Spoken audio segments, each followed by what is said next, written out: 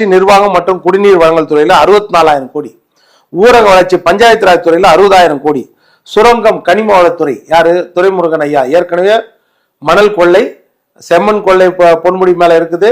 அடுத்தது பார்த்தீங்கன்னா கனிம வள கொள்ளை 4,730 கோடி அரசுக்கு வர வேண்டிய வருமானம் வரல அப்படின்ட்டு சேட்டலைட்ல பார்த்து கம்ப்ளைண்ட் கொடுத்து யாரை பிடிச்சாங்க? தாசில்தார், கலெக்டர், அதிகாரிகள் கையெழுத்து போட்டாதானே இந்த ஊழல் நடக்கும். அப்போ அதை பிடிக்கிறாங்கல்ல. உங்களுக்கு 30 மீட்டர் நீளத்துக்கு தோண்டிக்கலாம்னு சொன்னா நீங்க 300 மீட்டருக்கு தோன்றீங்க, 3 மீட்டர் ஆழத்துக்கு தோண்டிக்கலாம்னு சொன்னா 30 மீட்டர் ஆழத்துக்கு தோன்றீங்க. அப்போ இது எந்த அளவுக்கு கனிம வள கொள்ளை?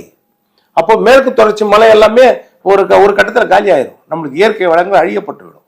அப்போ இதுக்கு கிட்டத்தட்ட 60,000 கோடி எரிசக்தி துறை, ஃபியூயல் துறையில் காற்றாலை மின்சாரம், நீர் மின்சாரம், அப்புறம் அனல் மின்சாரம் எல்லாத்துலயும் பார்த்தீங்கன்னா ஏதோ ஒரு வகையில் ஊழல். நீங்க ஏற்கனவே ஒரு பிரச்சனை வந்துச்சு டிரான்ஸ்ஃபார்மரை வாங்குறதுல 26 கம்பெனி என்னமோ ஒரே ரேட்டு போட்டிருக்காங்க.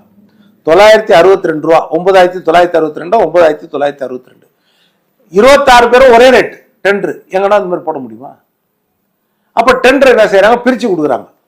ஒரு 800 டிரான்ஸ்ஃபார்மர் தான் இவருக்கு 200, இவருக்கு 250 பிரிச்சு கொடுக்குறாங்க. இப்ப இந்த மாதிரி எங்கன்னா நடந்திருக்குமா? அப்ப யோசிச்சு பாருங்க. அப்ப அந்த துறையில ஊழல். அதே மாதிரி எடுத்துக்கிட்டீங்கன்னா நெடுஞ்சாலைத்துறையில ஊழல், நீர் ஆதாரத்துறை, சென்னை மாநகராட்சியில மட்டும் 10,000 கோடி ஊழல். நிர்மலா சீதாராமன் மத்திய அமைச்சரை கேட்டாங்க, 4,500 கோடி மழைநீர் வடிகால் வாய் கொடுத்துருக்கோம், இன்னைக்கும் தண்ணி நின்றுனுது. அந்த 4,500 கோடி கணக்கு என்ன?